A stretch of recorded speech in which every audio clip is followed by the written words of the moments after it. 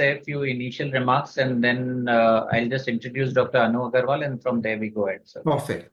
Perfect.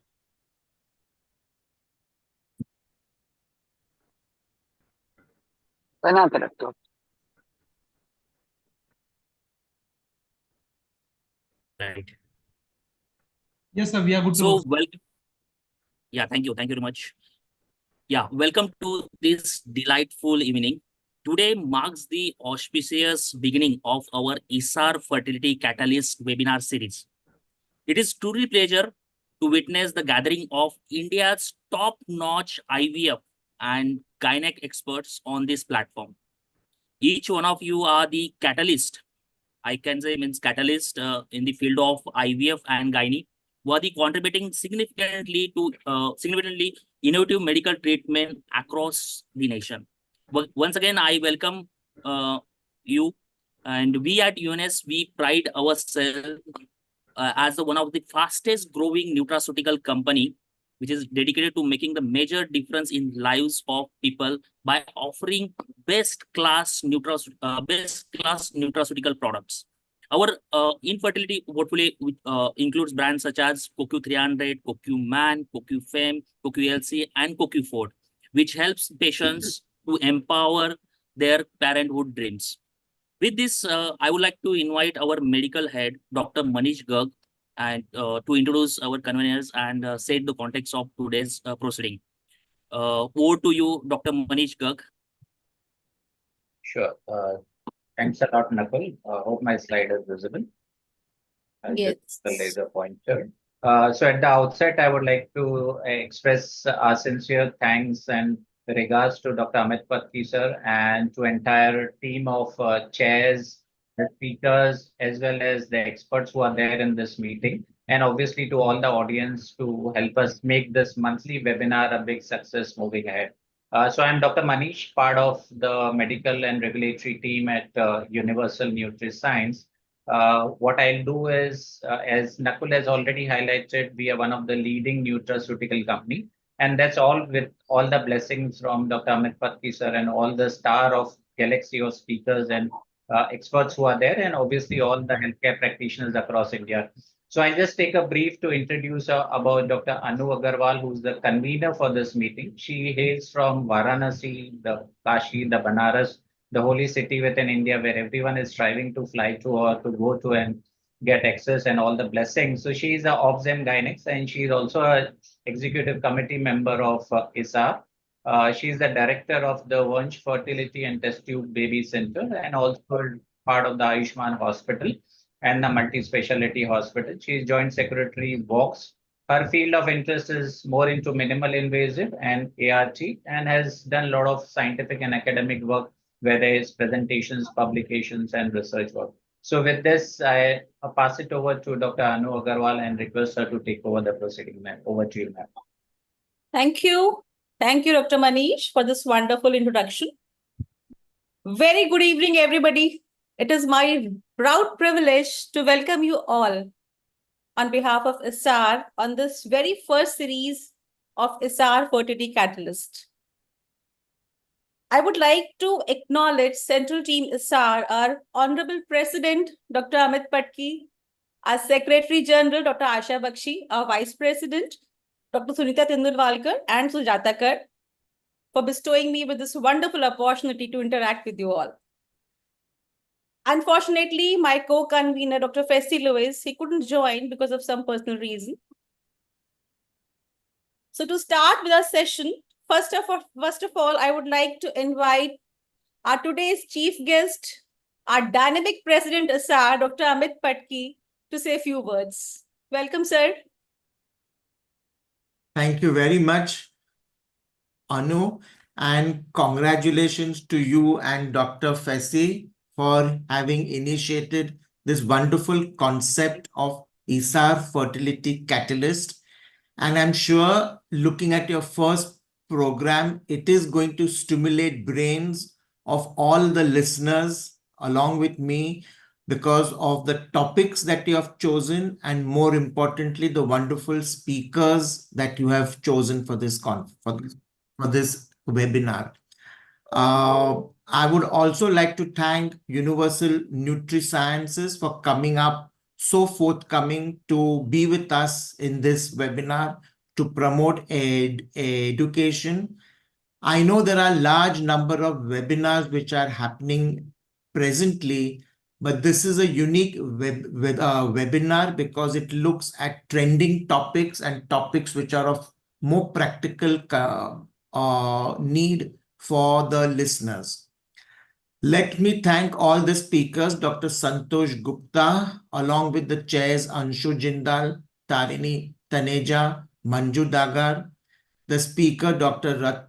Rita Bakshi, along with her chair, Dr. Neelam Ori, Dr. Kanchan Sharma, Dr. Sunita Arora, and the panel moderator, Dr. Sujata Kar, along with the panelists, Dr. Shaheen Anjum, Dr. Neelam Mishra, Dr. Varda Arora, Dr. Anchal Garg, Dr. Sonali Gupta, Dr. Namrata Ori, and Dr. Parinika Agarwal. I think, Anu, you have done a fantastic job by getting all these stalwarts on one platform. And I once again congratulate you and Jesse. Fessy, I know Fessy is unavailable today, but I'm sure you are capable of doing this all on your own. So best wishes to this webinar. And I'm sure this webinar will become a hot topic for people to join every month. They will look forward to it, and I'm sure you will increase the popularity of this Catalyst webinar. So thank you once again to the conveners and to our Universal Nutriscience for collaborating with ISAR on one yet another program of us. Thank you so much. Thank you, sir, for showing this confidence. And definitely I'll do my best. Thank you, sir. Now I would like to invite today's guest of honor, our Secretary General, Dr. Asha Bakshi, Madam, to say a few words. Thank you very much, Anu, for inviting me. And it's really always a pleasure to hear the enthusiastic address from Dr. Amit Patki, our able president, under whose presidentship ISAR is doing very well, and the membership is also growing up.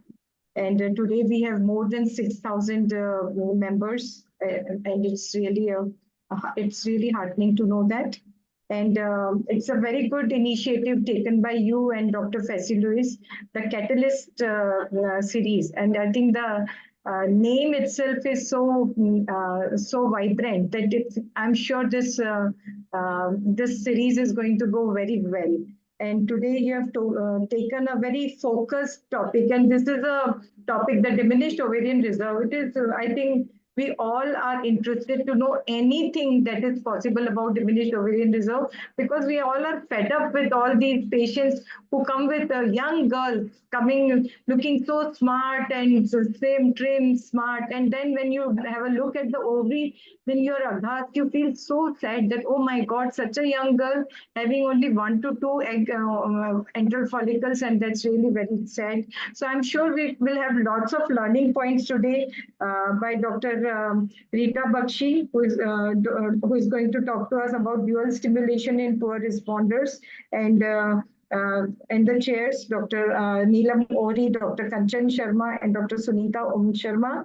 And it would be again nice to hear about this poor responders in low-cost IVF settings. I think that's a very, very interesting topic, because this is what everyone would like to know about that, because cost is again a very important factor in our country. And Dr. Santosh Gupta, whom I met only a few days ago, I'm sure she's going to do justice. And it would be nice that to listen to Dr. Anshu Jindal, Dr. Tarini, and Manju Daga as chair, and then our vibrant and most intelligent Vice President, Dr. Sujata Kar. She is going to moderate a panel, and the panelists are Shaheen, Dr. Neelam, Dr. Varda, Dr. Anchal, Dr. Sonali Gupta, Dr. Namrata, and Dr.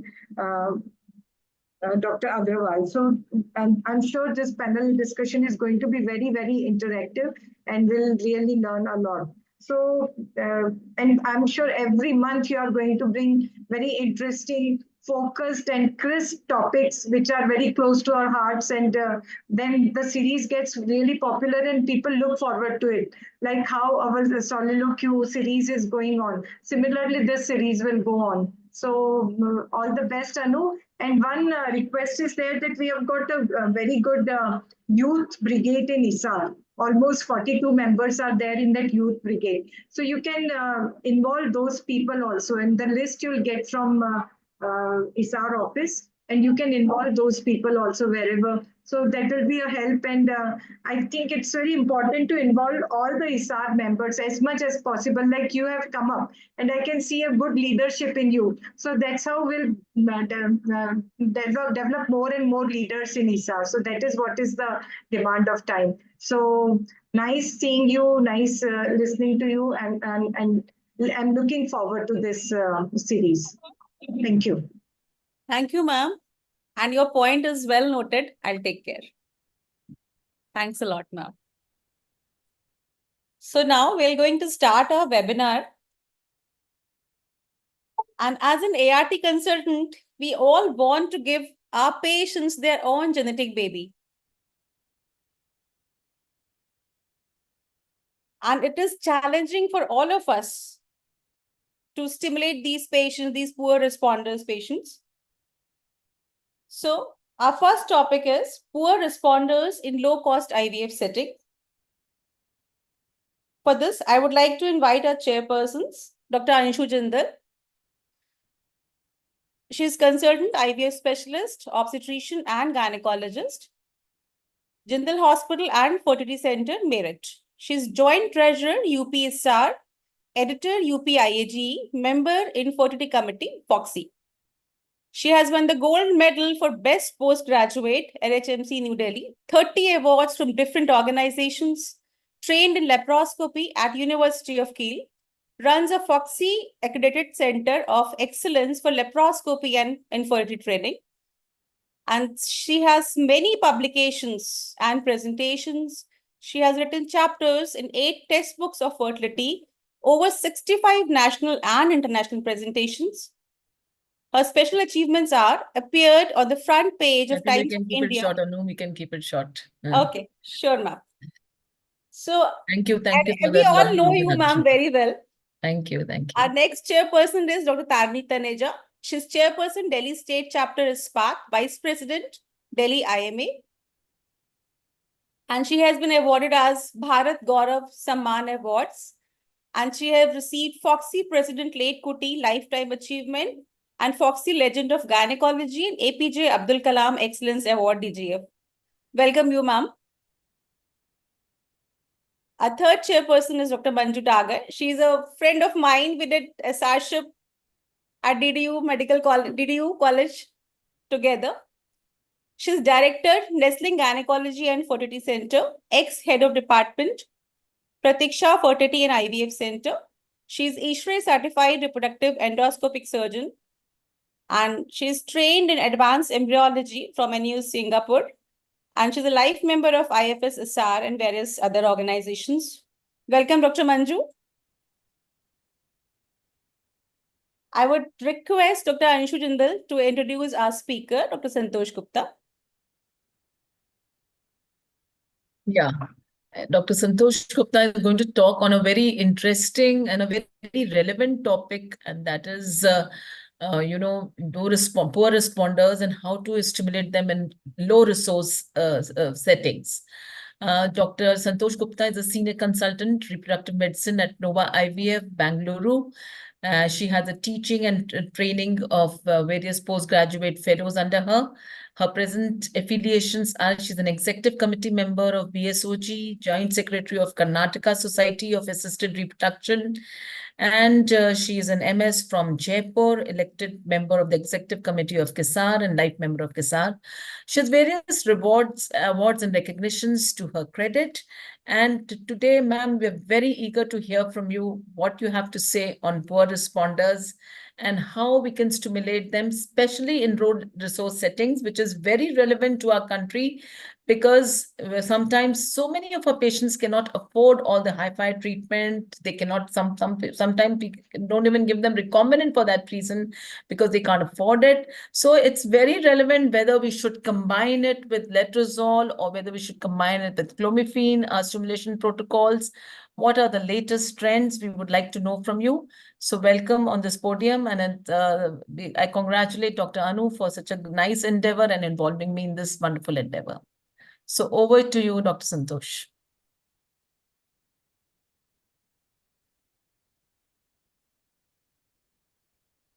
Event manager, can you just unmute Madam Santosh Gupta?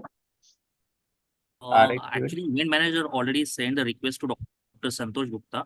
Ma'am is here. Yeah, she is joined.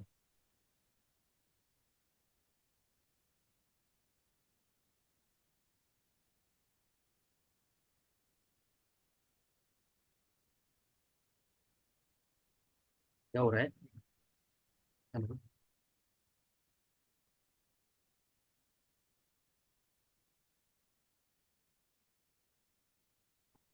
Just give us a minute. We are just trying to sort out the technical challenge at Madam's end.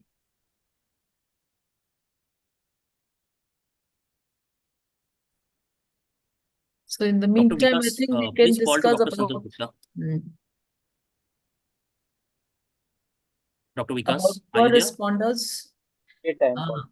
How often do we encounter poor responders in our clinical practice? I think almost we are now finding young poor responders, as Dr. Bakshi also said, that it is so disheartening to see a patient who's so young looking, slim looking, and then you find her ovarian reserves have gone down so, horribly down. And these become a big challenge for us. How to treat them. And I think this topic is going to highlight some of the very important features, combining it with to make the protocol more, patient friendly as well as economical to the patient. Sometimes we combine letrozole or we start with clomiphene citrate and then start on with gonadotrophins. And so I think we'll be discussing more of this in detail now. Yes. Madam, I want to stress on one point. These nowadays, these environmental disruptive chemicals, Yeah. they're endocrine disruptive chemicals, they are So rampant. quite responsible for these poor ovarian reserve. These phthalates and these plastic products, pesticides, they all play a role in this. Because But I don't know nowadays we are how more much into they the contribute, but what degree to which they contribute, we don't know. But yes, we are seeing a lot of poor responders who are young. So definitely they have a role, but how much of the contribution these disruptors are doing, that is very difficult to, Dr. Gupta, ma'am, do you want to share your slides and RX even? Can you unmute, ma'am? What happened? RX even already sent the request to Dr. Santosh Gupta. So, She is rejoining. Dr. Santosh is rejoining. What happened? I think in the meantime, we can ask Dr. Rita Bakshi how she treats her young poor responders, Hello. since we have some time. Dr. Yeah, Rita. thank you, Anshu. Nice meeting everybody here. And see, I think I agree with you 100% that AMH and your follicle resource is really depleting very, very fast. You won't believe. In fact, to the level that even the 28, 29-year-olds are having an AMH as low as 1.9. And it's really surprising. Because and I think that's where egg freezing has taken such a large jump, because there's no other way of people who, with such a depleting reserves. Now, what could be the reason? I mean, even sperm levels are going low, but obviously they have an edge. But really, I don't know. I think somewhere the food and the pesticides, I think, because there was a time when we used to have kida in every sabzi that we used to eat. whether it was Bengan or now you've never seen them because they have genetically modified seeds with pesticides. So we are eating poison. We are eating poison. That's why cancer and all these things, I think, are rampantly increasing.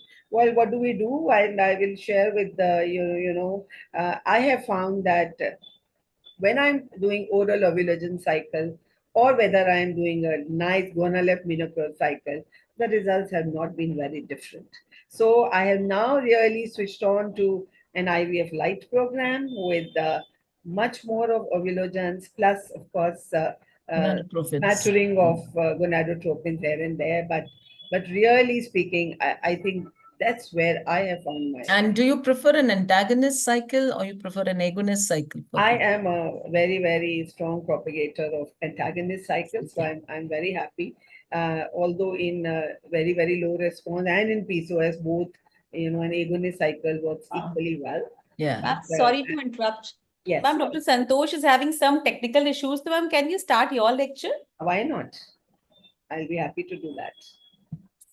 So, Dr. Rita will start your lecture. Ma'am's topic is how useful is dual stimulation in poor responders.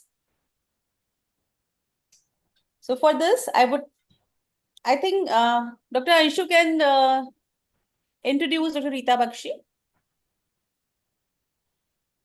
So Dr. Rita Bakshi is known to all of us, a very good friend of ours. She's MBBS from Lady Hardinge Medical College. And actually, I know her from those days. DGO from Stephen's Hospital, MD Gynae. And she's a through and through a Delhiite.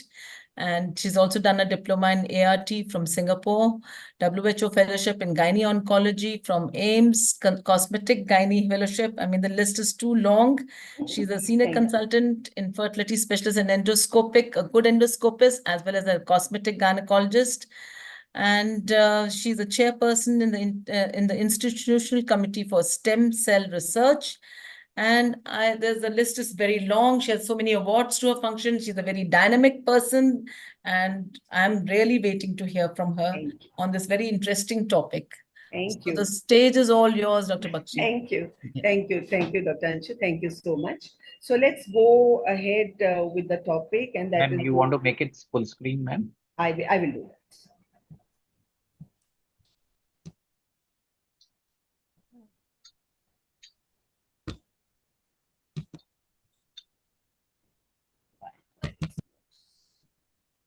I don't know why it's not coming full screen. Slideshow पे जाओ ma'am.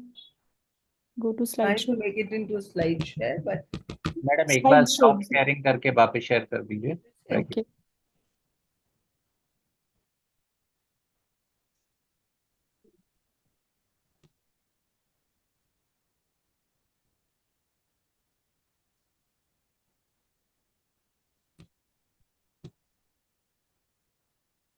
that's okay. That's okay. Yes, ma'am. All right. Thank you. Thank you. So coming to the topic of double stimulation, as we were talking of.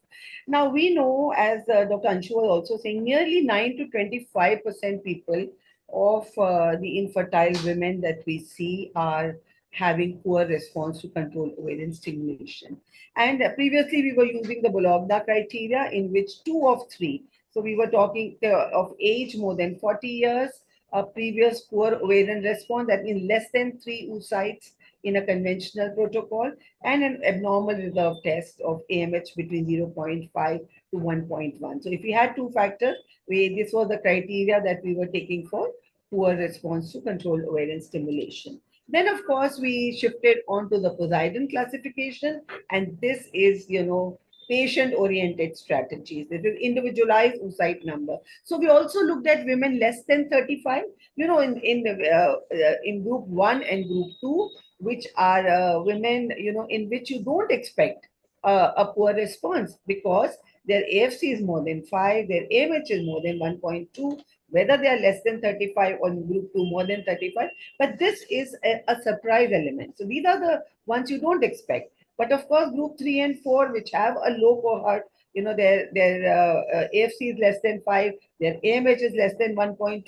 So this is a group which again we'll have to see what to do and what can we do differently for the. So now we have a different approach, let us say, to both the groups 1 and 2 and 3 and 4. So I'll come straight to the protocol that I'm going to talk on, and that is the double stimulation in one cycle. We don't go to 2 cycles. We take 1 cycle and we stimulate twice in that same cycle. It was way back in 2003 when somebody suggested that luteal phase follicles are equally competent. And if I have to tell you, the other day I had a very educated patient walk into my OPD, and she said, "Madam, in India you only do follicular phase stimulation, but the place where I am coming," she was coming from Europe, she said, "I have been only doing luteal phase stimulation. They wait for me to ovulate and then they start stimulating me." So it was very different for me to hear that there are people who are gone only on luteal phase stimulation also. Well, this was a live birth in 2010, and originally, of course, all these different kind of stimulations were for fertility preservation, but now we know that we are not looking only at that. And why what is the physiology behind? Previously, single recruitment, people believe single follicle will get recruited, and this is how we used to only look at that. Slowly we understood that there is a wave theory, there is a continuous recruitment, and you have not only one single wave, you have more waves. So you have more cohorts which will come up, and they can come at different stages of life, and they can be selected to develop. And how many, so around 68% women have 2 waves and 32% women have 3 waves. So you have more time in a same cycle to have more number of eggs that you can. Now, this is the, protocol we started from the second day of menses, FSH and LH, HNG, whatever was started. And on around day 10, trigger was given, ovum pickup was done. They left a gap. Okay, they left a gap. And then again, they started stimulating again gave a trigger, again took an ovum pickup. Now, we will be talking of 3 things. One, should the gap be there? What should be the gap? One. Second, what should be the trigger? Agonist, HCG. And third, what about the gonadotropin that we are using? So on the 3 fronts, on the dual stimulation protocol, we'll be talking about. So is there, and this is the most important question, is there an increase in the total number of N2s when you are doing a double uninterrupted? So I'm also going to give you trials, all the trials that have been done till now, and you will find that this is Brussels, Belgium, where they had this large, from 2 years, they did this trial of total 70 patients. They took women 25 to 40 and AMH around 1.5 and around 6 follicles, less than 5 oocytes retrieved. This was the, and the time they were really looking at only one thing, and that was total number of N2s. Of course, the secondary outcomes were fertilized, pregnancy, duration, gonadotropin, all that. But the main thing that they were looking at total number of N2 oocytes. So what did they do? Now, this was, of course, where they had a long-acting FSH, the choreofolitropin alpha. So in a conventional protocol, they gave on the second day, they gave the injection. After 7 days, they added a folitropin beta 2 to 5, and then they gave an HCG and did an oocyte. This was a normal conventional protocol. Then they took a group B in which they did the same thing, but they did not stop the gonadotropin even for a day. Okay, so this was a continuous gonadotropin, and this is where I'm talking of the gaps part.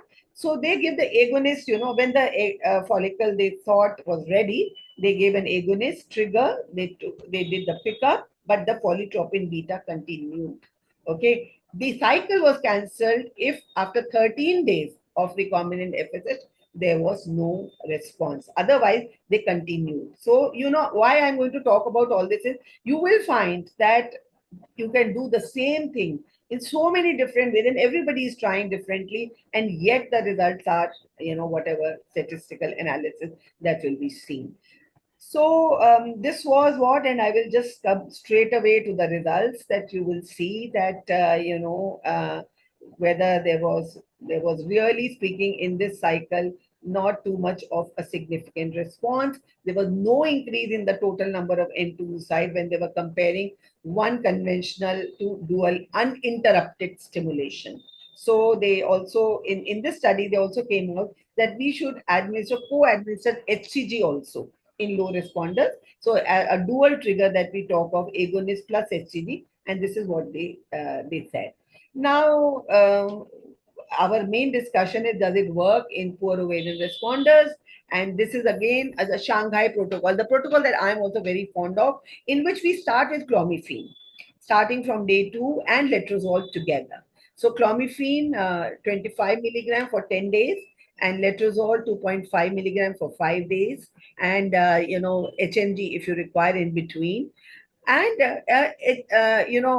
one or two or three injections of HMG, given agonist trigger, do an oocyte retrieval. Again, next day itself, we started again with letrozole and HMG, this time continuous HMG, again agonist trigger and oocyte retrieval. Well, in my case, we don't give so much of HMG, but well, I mean, this is what the study said. So if you see again in this study, whether the number of eggs and the pregnancies were, dual stimulation is viable and a potential option for poor ovarian response and oncophil. So in this study, you would see that the number of M2s that were retrieved were much more. Really speaking, they were double. And therefore, they said this is a viable and a potential option. Now, this is a French study, which is a BISTIM study. This is again a very, very popular study by Dr. Massin. Again, a multi-center, 4 IVF centers from France were doing this study for about 2.5 years. And the primary again was the number of oocytes. So if you see again, the controlled ovarian stimulation, they gave a dual, and the Hubaldi 2016 is the one which gave the 5-day gap and then did this. Now, and this is where I want to bring your attention.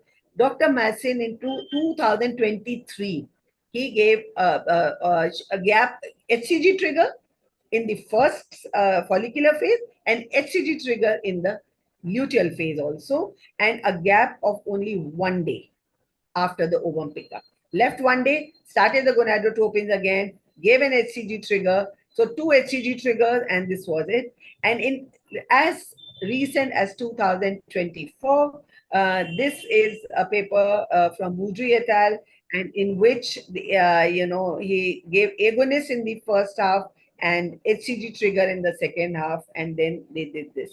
So these are the kind of, I thought I'll put it in one slide, all the major studies that have been done on dual stimulation with the gap, with HCG, with agonist, with gonadotropin, and with oral ovulogen all together.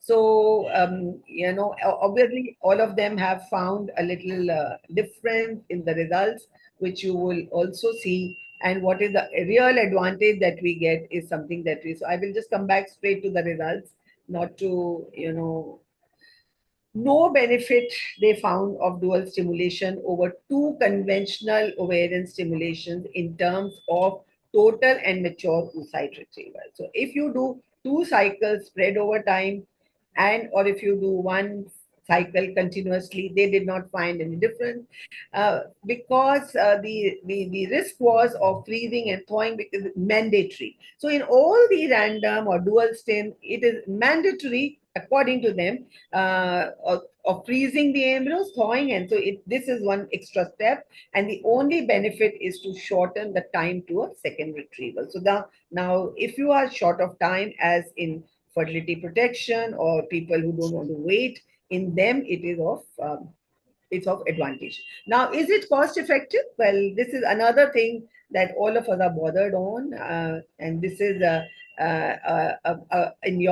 this was a European study in which they did a retrospective study to find out whether the whole thing turned out to be. So you will see the total cost per live birth was 87,000 euros corresponding to 49,000 euros wherever they were. So this is much above the limit suggested by NICE for cost effectiveness. So according to them, it was not cost effective either. So in the present study, the live birth rate was just 6%. So chance of success as below is, we need 16 women to be treated to get one live birth. Now coming to the next question, is dual stimulation better than conventional for POR? Because again, different studies will give you different results. And I thought again, this is a Chinese study, and you will see the, if you are doing a 2 consecutive mild stimulations compared to a double stimulation, so you'll see the amount of gonadotropin usage is so much lesser, and the results were nearly same. So there was not too much of a difference in the dual stim protocol is inferior to the 2 consecutive mild stimulation protocol in terms of the number of frozen embryos, and there's no difference in pregnancy outcome between the 2 protocols. Now, this is an Abu Dhabi study, coming from our UAE, and you can see that here they did find something significant. They said double stimulation results in more mature oocytes and saves time for patients of poor ovarian reserve who are willing for pregnancy or fertility preservation. So what about cycle cancellation in dual stimulation? We know we start stimulating in the second half, but do you really always get? So what is the amount of cycle cancellation? And this is the study that they showed was that dual stim increases the chance of achieving pregnancy by accumulating more eggs or more embryos. And this is something I think Dr. Sunkara has been saying. The moment you get more oocytes, our talk is only whether you do it in one cycle or you compare it with 2 cycles. So in total, 81% of patients had available embryos, and the cancellation rate really, people get tired, and I think time is of essence. So if you can finish the whole thing in one cycle with an equal amount of good result, is something probably which will be of advantage. Is there any influence of the starting day of? Now, this what I said is the gap. Should you give a 1 day gap, 2 day gap, 3 day gap, 4 day gap, or no gap at all? So this is where they did the study, and the good part about that came out that number of oocytes retrieved did not differ depending on the stimulation. However, competent oocytes in terms of fertilized and blasted appeared to be lower when the second stimulation starts before the 4th day. So, normally in we give antagonist for 3 days and then start on the 4th day. So this is what they also found, that the competence of oocytes was better when you gave this gap. Is there any effect of different trigger drugs? This is what we were talking. Should we do agonist? Should we do dual? What is the kind of trigger? Now they have done HCG and urinary and recombinant. So they tried all 3, urinary, recombinant, and agonist, and you will see the use of agonist or recombinant HCG. So is a better drug than urinary in both FPS as well as luteal phase. So I think we are all now more or less using recombinant HCG or an agonist trigger, which is what they also found. So probably not use urinary. Now, is it better, again, is luteal phase better than follicular in dual stim protocol? And this is where the luteal phase stage results in more oocytes. This is what I'm saying. So you keep finding different studies from big groups coming in, and this is where we are maturing. And this is again, which you can see what out. So, because the dropout rates in you give one cycle and then you ask them to come after 3 months, the dropout rate is so much higher.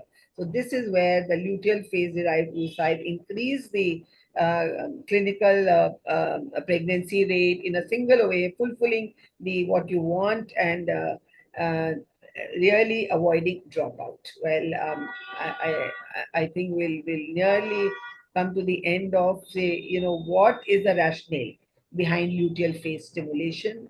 It's the high estrogen and progesterone levels, which results in more synchronous follicular development and promotes the proliferation of FSH receptors on the granular cells. And that agonist trigger has a small flare-up effect, which can improve the synchronization of the follicular development, which results in slight increase in the FSH, which promotes the growth of follicle with a diameter of 4 millimeter or less. Well, at the same time, elevated FSH is lower than the threshold that allows the periodic follicle recruitment, rendering follicles less than, unable to begin to develop. So this is where, our trigger part comes in. Agonist and how it helps. So can we do fresh? I'm just coming to the last few. Can we do fresh transfer? Well, there are people who have tried even this. So we can't say that we are finishing with this. They have they tried doing a fresh transfer, and in this study they found their results were comparable. Although I am not sure how did it help. But what about the embryo quality? We talked of euploidy. We talked that they have done the genetic checking of the embryos, and it's similar euploid. So no more should we be scared of luteal phase stimulation, random start. This is what we are getting. Really speaking, this is what we are learning. Number of available euploid blasts increases, thus increasing the chance of pregnancy. So I will, I think coming to what are the strengths. Increased number of oocytes and embryos retrieved, more patients, more euploid blastocysts, and no difference in competence between follicular and luteal phase. Weakness is that more, there's no RCT on cost effective. We don't know. Freeze all, according to me, also is mandatory and applies only to advanced maternal age and decreased ovarian reserve patients. Opportunity is reduced time, as we said, better tolerated than consecutive cycles, theoretically reduced dropout rate, and may increase our knowledge regarding follicular and ovarian physiology. Threat is cost, increased total cost of gonadotropin, and we don't know the long-term effect on the biological, obstetrical, neonatal. So we will learn all this as we grow with time. So I'm just to give the last IFS was given, has just come out with the guidelines, and their question was, is it superior or too conventional, the BISTIM protocol, the same thing that we talked of. Recommendation, it is not recommended over the antagonist protocol in poor responders, and they said that evidence is strong. So the duo stim superior to antagonist or mild stimulation.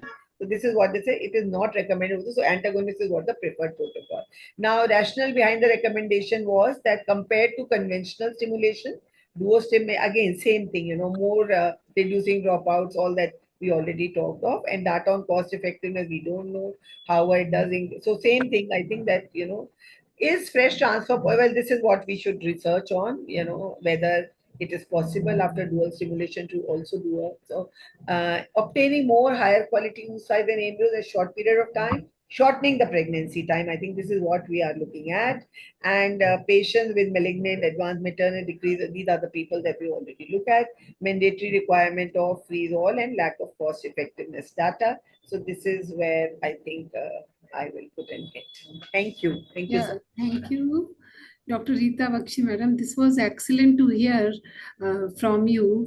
Of course, as we were saying that dual stimulation, many patients from the foreign country and the patients who are under the taking treatment of the cancer for the cancer patients, they have less time. In those very patients, we have a very good option of dual stimulation. My question is, in how many patients have you used this type? You have given very good study reports that we give can give 1 day or 1 to 3 days or even 5 days, and different studies I have seen.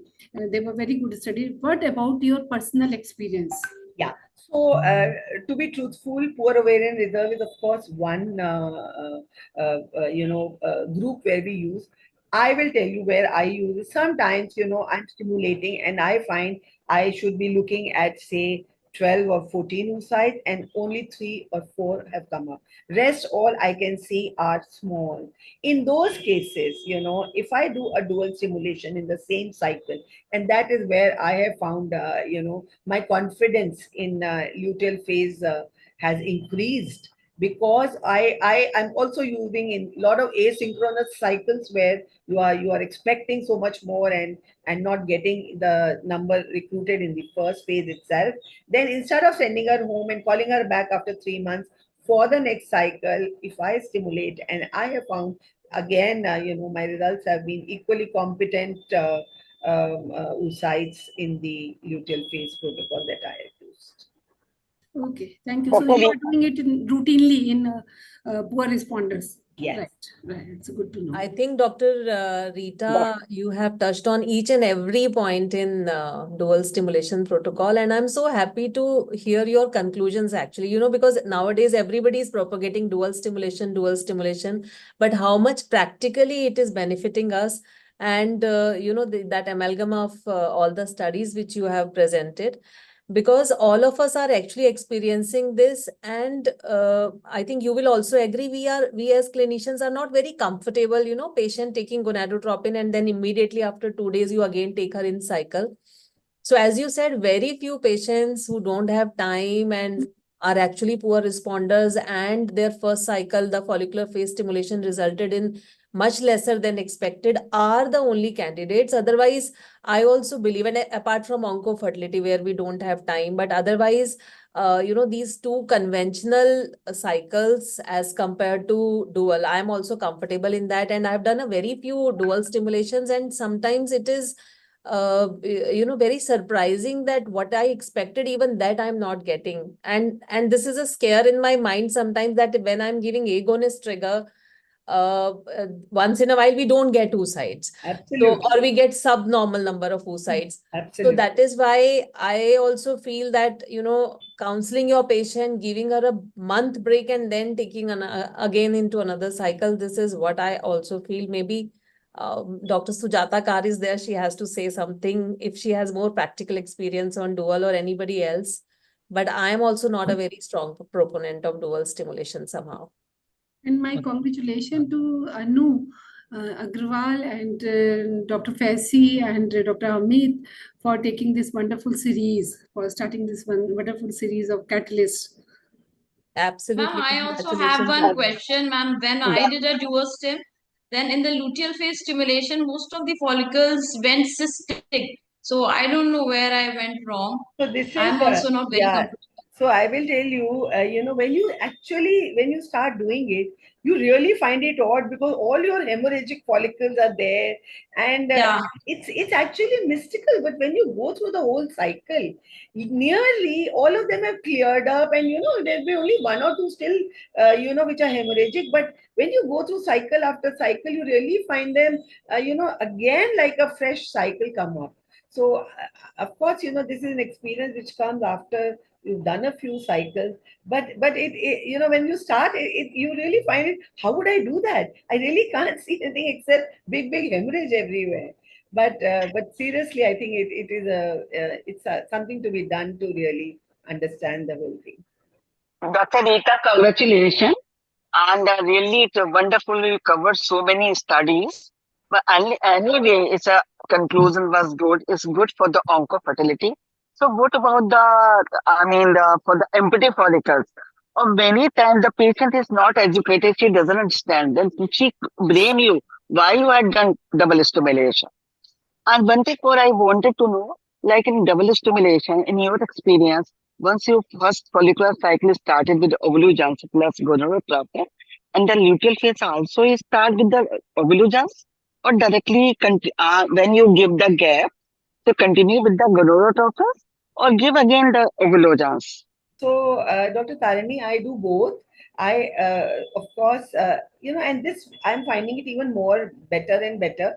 Use of ovulation along with, especially in poor ovarian reserve, as we said, where you're expecting only 1, 2, or 3 follicles, you're not expecting great wonders. So in these cycle, adding ovulation plus adding gonadotropins in the second cycle. In the first cycle, ovulation and a little bit of gonadotropin. The second cycle, ovulation plus gonadotropin, all the low dose, 150 to 25, more than enough, and then I take the cycle forward.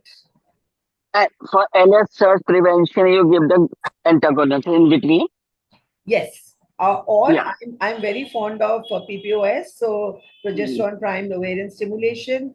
My use of antagonists is very, very little now because I know these are going to be freeze all. I'm not going to do a fresh transfer here. So a PPOS cycle or even an ibuprofen. So I'm doing a study in which we are using ibuprofen as an antagonist, and I've used clomiphene as an antagonist. When you continue for 10 days, you see in that cycle, I never added anything else.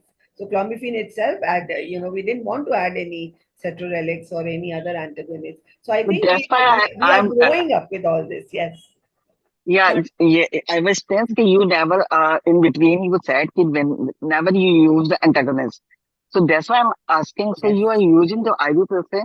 So what's the, rationale and how the strategy to use the So ibuprofen? as you know, if you go through the studies, they are using ibuprofen twice a day from day 4, 5, 6, the other way we use our antagonists, and you continue till day 10, and more and more studies are coming up. Although this is not really proven, PPOS has come of age now. There are a lot of centers, and we've done. I think I myself have done at least 200 to 300 cycles of only PPOS. So with nothing, because freeze all has become the routine now. PCOS, egg donors, everywhere we are using only PPOS. But I'm also looking at newer stuff like ibuprofen and clomiphene. So now we are trying, and we are seeing that hopefully our follicles don't rupture. I mean, we keep looking at them, but they are giving good results. Yeah, so very good idea, very good idea. And it's really new for me. Thank you so much for highlighting the use of the ibuprofen. Thank you. So congratulations Thank for you this so much. study. Thank you, Anu. Thank you so much. Thank you, Thank you, ma'am. Dr. Anu, once again. And such a nice lecture and with so many take-home messages. So we'll start with the second lecture. Poor responders in low-cost IVF setting. So I would like to invite chairpersons for this session. Dr. Neela Mori.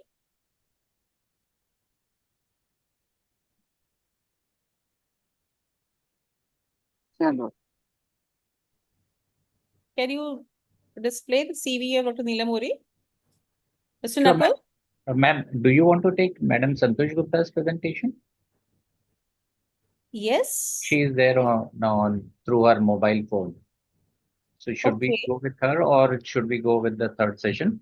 Dr. Manish, please flash chairperson series first. Okay, sure.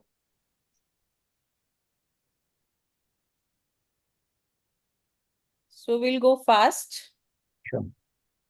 Our chairpersons for second session are Dr. Neela Mori. Yes. Oh. Yeah. She's chairperson SR UP, secretary UP IAGE, and she has organized various national conferences with utmost excellence. Yes. Our next chairperson is Dr. Kanchan Sharma. So we all were interacting with her. She's Secretary Kanpur Obstetric and Gynecological Society, President IHRF Kanpur, and she is ART consultant, laparoscopic and colposcopic. And our next chairperson, Dr. Sunita Arora. She's head of department Infertility and IVF, Bloom IVF Center, Fortis LAFM, Hospital, New Delhi. And she's former faculty member at Government Medical College and Hospital, Chandigarh. Yes. So I welcome Dr. Sunita Arora. And I request Dr. Neela Mori to invite our speaker, Dr. Santosh Gupta. I think she's not here. There. Dr. Neela Mori is here. Just a minute, let me check. So, Anu, previous chairpersons have introduced me already. Okay, so you start with your lecture, that will be fine. Thank you, Isar, my dear friend, Dr. Anu, to giving me opportunity for talking in front of you. And I apologize for the technical glitch. Although I work in a corporate setup, you have to share my slides, please. Although I work in the corporate setup, but the topic given to me is poor responders in low-cost IVF setting. I think when we think about it, it's more of an attitude rather than science. You keep flipping the slide, please. Next slide. So today what we need to talk is why should we even discuss when most of us work in a private setup, why should we even discuss that? So there are certain points which I'm going to raise one by one. So first thing is, WHO definition of health is a state of mind and physical, mental, and social well-being, not merely the absence of disease or infirmity. So when we know infertility, it causes mental and social well-being, it disturbs. So that means it comes under the category of disease. And 10 to 15% of the reproductive age couples suffers from infertility. It's a huge population. Around 80 million couples worldwide are suffering from infertility. It impacts our social and mental health, so it is a disability, and ASRM defines this as a disease. And it is the 5th highest global disability under reproductive age group. So why we need to discuss again?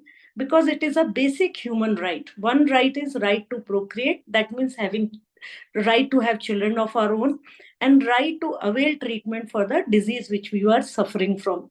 So it's a basic human right. So we have to make it available.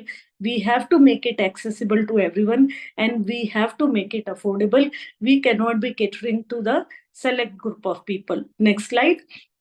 When we look at world and in the India, there is a lot of disparity between distribution of the manpower, skilled manpower, and availability of service. And we all know infertility does not discriminate between rich and poor. So why we should make it as a treatment only for affordable and rich people? Treatment should not be based on socio-economic status of an individual. Treatment should be accessible and affordable to all. So don't you think it is our moral and constitutional duty to provide treatment even at low cost? The government should provide it. They should develop institute, or they should develop kind of policy where a citizen can take free treatment. If not government, then insurance party at least should become a player and provide infertility treatment. The corporate at least should provide it for its employees, or they can do it as a part of corporate social responsibility programs. And what is our duty as a doctor? I think most of our we have to inculcate the experience of low cost treatment and design the tool. Right now our practice is all about giving lot of drugs, doing an IVF in a private setup, and we don't think and discuss about the cost, and we don't want to discuss about the patients who are not able to afford the treatment. So as a practitioner, we have to design tools and experience so younger generation can believe us and do the low cost treatment. So now the IVF is the new normal in the human reproduction. If we keep on ignoring IVF, like only select few or very rich few will take this treatment, why should I bother? I think we all should think about it as a normal population perspective. And why it is more important to think is, in developed nations like USA, only 24% of demand is met. Unmet demand is still 76%. The ratio is very less in Sweden and Denmark. We all know because of the government policy. India is a developing country. 80% of the patient lives in rural area. More than 90% cannot afford the IVF treatment. Then they are forced to go to subnormal care or not taking any treatment. Private big OPDs in big cities, there is a 40% dropout due to financial reason. We all audit our dropout patient in the end so that we know the reason. Infertility coverage through policies is almost nil. Government institutes are not able to cater to this niche care. So, and when we talk about poor responders, again, the burden is huge. The incidence of poor responders is 5 to 36% of IVF cycle. So it's huge number. It's a huge financial and emotional burden on the patient and family. There is a real shift in the age in opting to start the family. Advanced reproductive age and poor responders in the OPD is a new reality. So we have to understand, we have to optimize, we have to finish in lesser money and fewer cycles. When we talk about poor responders, we only talk about numbers. We never speak about the quality. So why the quality of egg is also important? Because egg is like a mother. The actual volume of embryo until blastocyst expansion is the egg. protein synthesis, organelle formation, division, membrane structure, transport, everything egg does. Mitotic machinery is the egg machinery. 50% of the nuclear DNA and whole mitochondrial DNA comes from the egg. And as egg become lesser or the age increases, the oocyte mitochondria will reduce. There is a decrease in ATP and there is a disruption of the meiotic spindle. So poor responder, as previous speaker, madam has explained it, that there are 4 categories. Today, our focus will be on the poor responders, which are expected poor responder. That means group 3, which are young poor responders, and group 4, which are old poor responder. And my focus will be more upon the cost analysis of the treatment and of course the outcome as well. When we talk about the outcome, it is mainly the female age and the number of oocyte, which can predict the live birth. So that's how the age we cannot change. Probably we can change the number of eggs. And then the Poseidon calculator came, and which has given us statistics that when we are younger, we need lesser oocyte to get one euploid blastocyst and to get pregnant. And it is the paradox of life. When we become older, we are poor responder, we have lesser eggs, but we need more eggs to get pregnant. So a 40-year-old will need higher number of eggs than who are less than 35. So always the more is merrier and better, and less is the better lost. It is the truth or it is a propagated lie. I think we have to develop self-consciousness and develop a low-cost setting for the patients and for the generations to come. So now let us dissect the cost of IVF involved. We shall not forget about the pre-treatment and adjuvants, which we simply prescribe. They are of use or no use, but they cost a lot to the patient. If we prescribe them for a month, 2 months, every tablet and every medicine now is a huge cost. Most of the vitamins are 20-30 rupees per tablet. Then stimulation injection, we all know it is a very high cost. Monitoring also cost. Like there was a time when E2LH progesterone was done almost every day. That also cost. OPO and lab cost varies from lab to lab, but then it is sort of an unavoidable cost. Whether we do IVF or ICSI, that is also a cost. Freezing and thawing, it is one thing, one variable which cause a huge cost. In most of the low cost setting also, 15 to 20,000 for freezing, another 20,000 for thawing, and maybe in a higher corporate OPD, it could come even higher.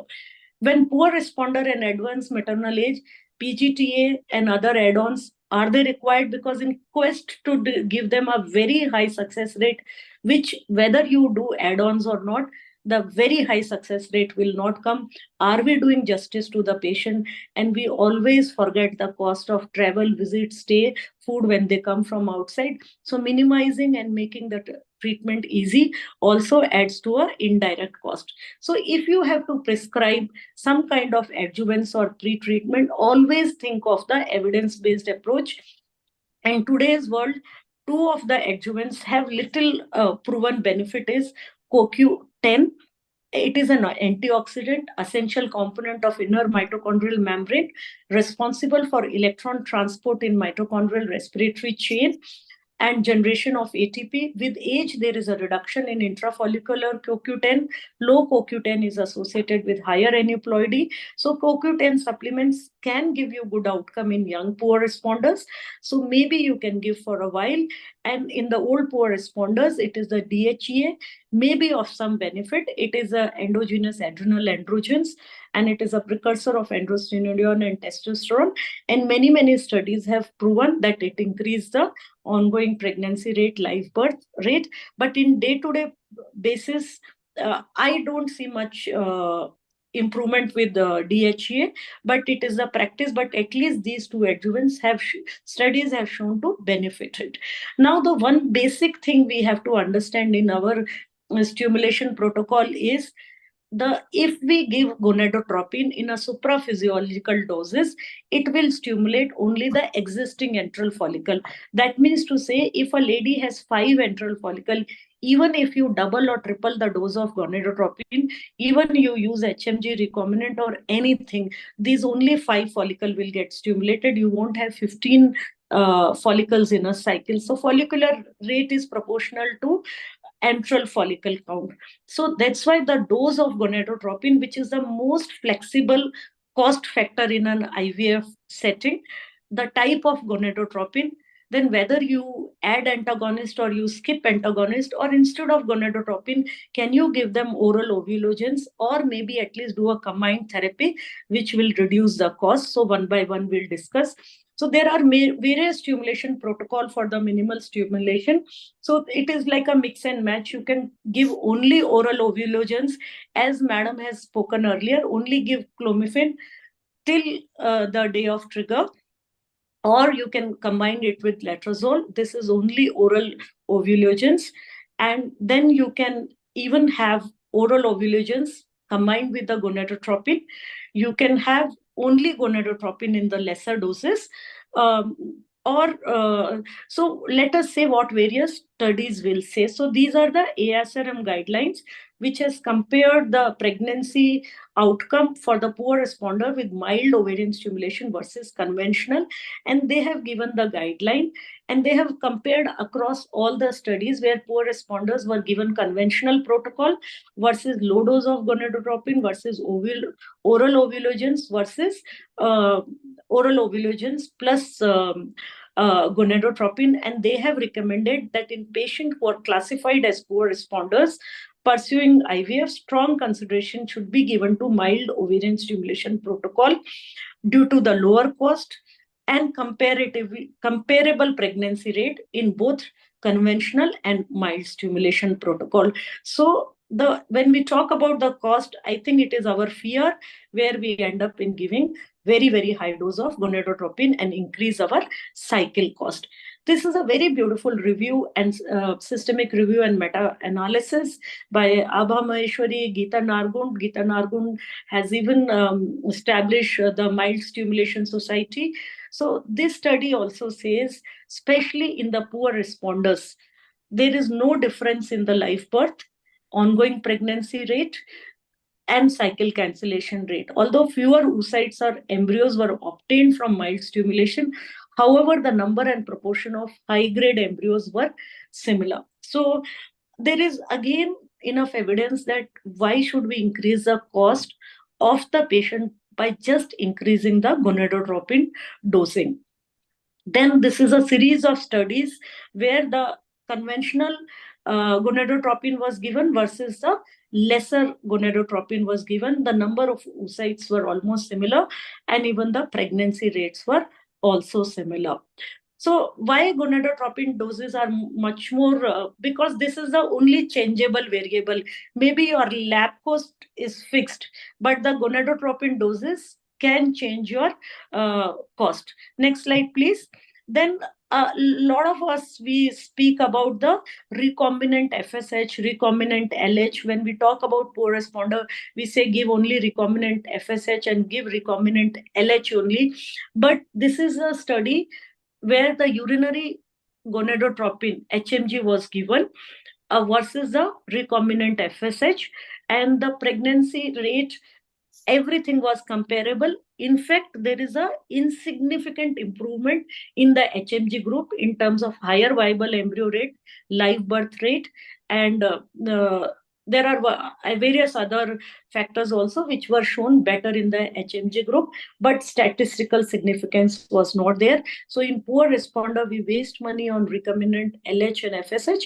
Probably that is also not required. So this is a pictorial representation of various milder stimulation protocol. All of us are very well versed with that. And we all know about the Cato protocol. And I think from here, the talk about the minimal stimulation and mild stimulation has started. And it is a beautiful design where the clomiphene citrate was given. And from the 7th, 8th day, 150 IU of urinary HMG was given till the day of gonadotropin trigger. But here it is a Japanese protocol where the oocyte or embryos were frozen.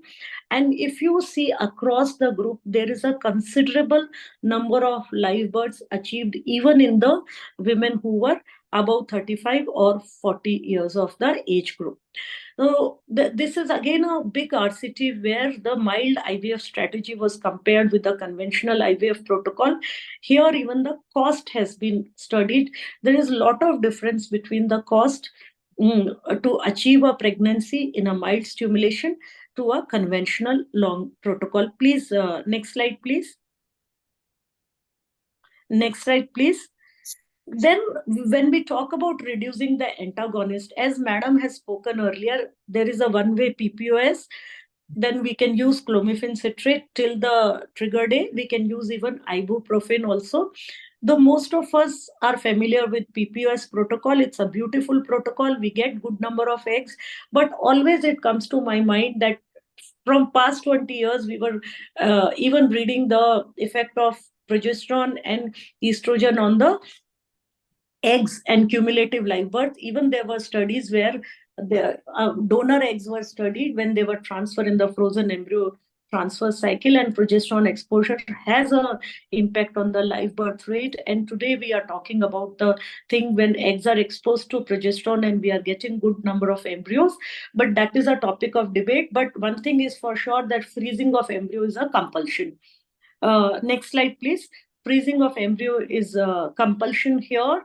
And if you do the math correctly, next slide, please. In any setup, freezing and thawing is one thing which is very, very expensive. So next slide, please. So if you are looking at saving antagonist, on an average 5 to 6 injections are being used, and if you are using Indian antagonist, somewhere around 7 to 12,000 you end up in saying. But your cost of mandatory freezing and thawing is much, much higher than this cost. And the cost of doing scans, when you are calling them in next cycle, more visits, more scans, HRT, then transfer. So it is projected cost is many times higher than what it you save by giving 5 antagonist injection less. Next slide, please. So there are various studies which gives you the cost analysis. Some favor the progesterone, but I think in our clinic we can do our own math and PPOS protocol. If that patient is not a all freeze cycle, we are going to escalate the cost of the cycle. And we all know that poor responders, see, most common cause of our all freeze is when you get higher number of eggs, your E2 and progesterone is higher, then you freeze. You want to avoid the OHSS, and higher E2 and P4 we know will reduce the pregnancy rate. Poor responders are the mild patient who are going to have 3 or 4 follicles. Probably their E2 and progesterone are supposed to be in a normal range. These are the best candidate to a fresh transfer. So why should we increase the cost of our cycle? Then again, this is a case for mild stimulation. So in this, among all intervention of the mild stimulation versus conventional stimulation, live birth rate is almost maintaining equivalent to the conventional protocol, and obviously at a lesser cost. Then there are many add-ons. So when we talk about poor responders, somebody says you use growth hormone, but does it really beneficial? Although there are few studies which will say you add on growth hormone, you will get better eggs. But do you really see that advantage? In my practice, I don't see it. I always believe when you give a simple protocol of HMG or CC, probably that very few follicles and very few eggs you get, they are the one which are going to yield the most healthy embryos. Then the next thing is, are we forced to do ICSI for all in poor responder? When we do ICSI, it costs you a lot of skilled manpower. There's a gadget cost, needle cost, there's a dish cost, and there is a value for time also. You have to hire more and more people. Sorry to interrupt. You have to conclude your talk because there's one panel and we are short of time. Okay, So okay, sorry. no problem. It's a beautiful talk, but sorry. In two slides, I'll conclude. Yeah, sure. So there is no compulsion that poor responder, you have to do ICSI. Probably IVF gives you equally good success rate. And as a whole, you are going to save a lot of money. and no need to do freezing in all. It is proven beyond doubt that when there is an advanced maternal age and when there is a lesser eggs, the fresh transfer yields you better clinical outcome, and the time to achieve the pregnancy is also lesser. And monitoring and unnecessary hysteroscopy we should not avoid. We should not forget, when you do a fresh transfer, there is a minimal luteal phase support. Otherwise, in frozen embryo transfers, you end up in giving lot of medicine. And when we talk about low cost setting, PGTA should not be prescribed, and it is proven beyond doubt when there is a poor ovarian reserve, unnecessary doing PGTA in poor responders, you have to treat 31 extra cycle to avoid one miscarriage. So probably it is not needed. So I would conclude my talk is poor responders and financially poor patient. We have to become patient friendly. For that, we have to invent cost friendly strategies so that we can win over this situation. So we can say proudly that poor responders are, it is just a state of mind, and we can win over that. Thank you very much. Thank you. Thank you very much, Santosh Madam. You have covered all the points very nicely and very properly. In the poor responder, as we know, that usually the treating doctor has a tendency in her mind that we do pooling and we give more and more ovulations. And but thinking these points of yours in mind, we can cut short the cost, of course, using low dose ovulagens, and instead of Antag, we can use ibuprofen or clomiphene, as was being discussed, and we should not use ICSI for all, and shifting to routine IVF practice. Very well discussed. Thank you so much.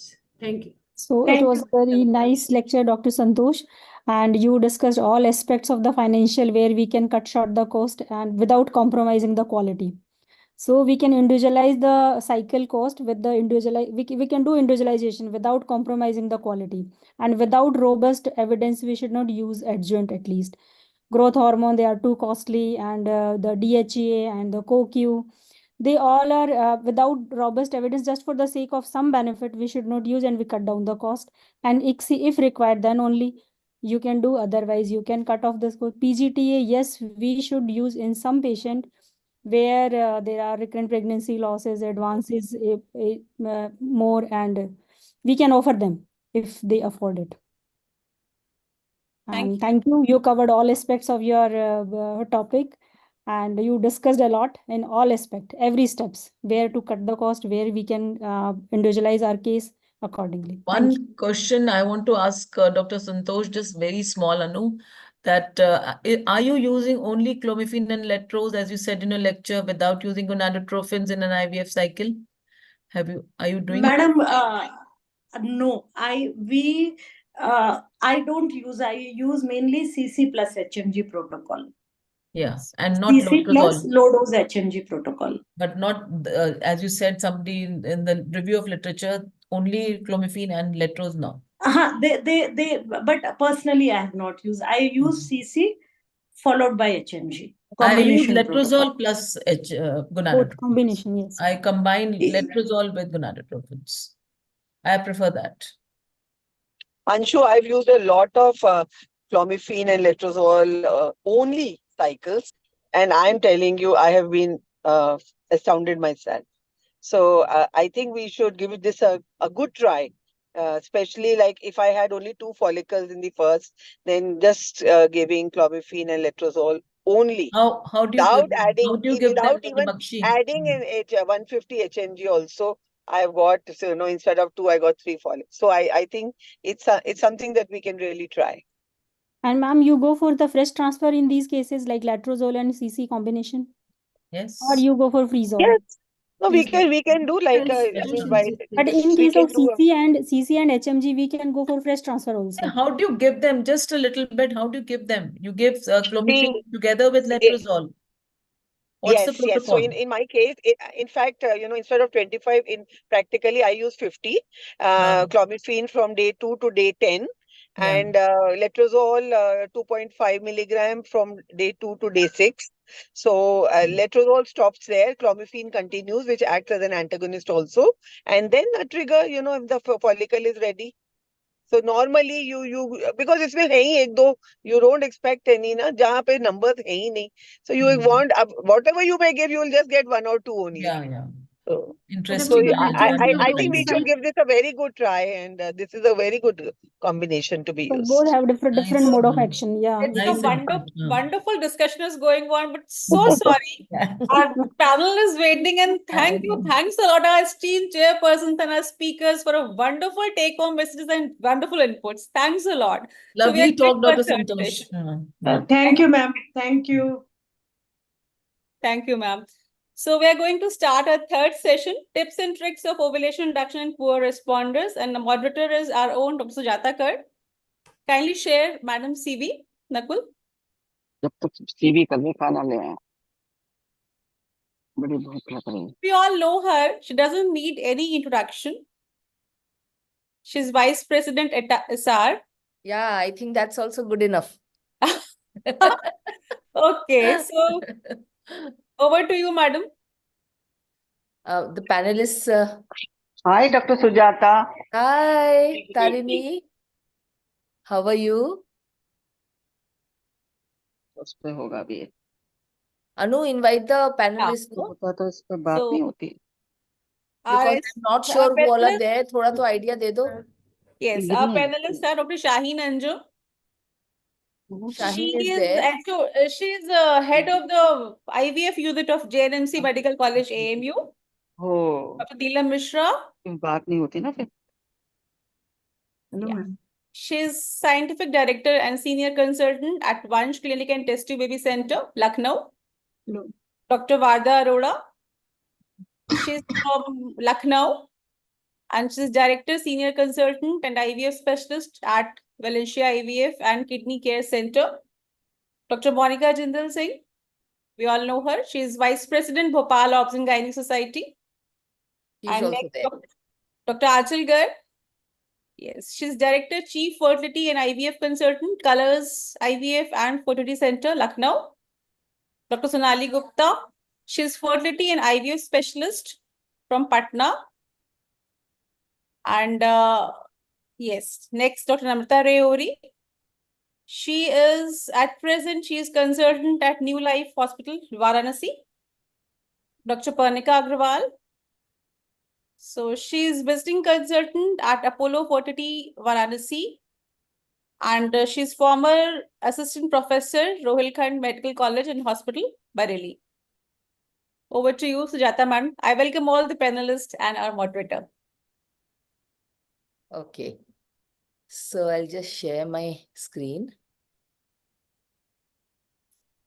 Is it Hi, there? Dr. Sujata. Very good evening. Good evening.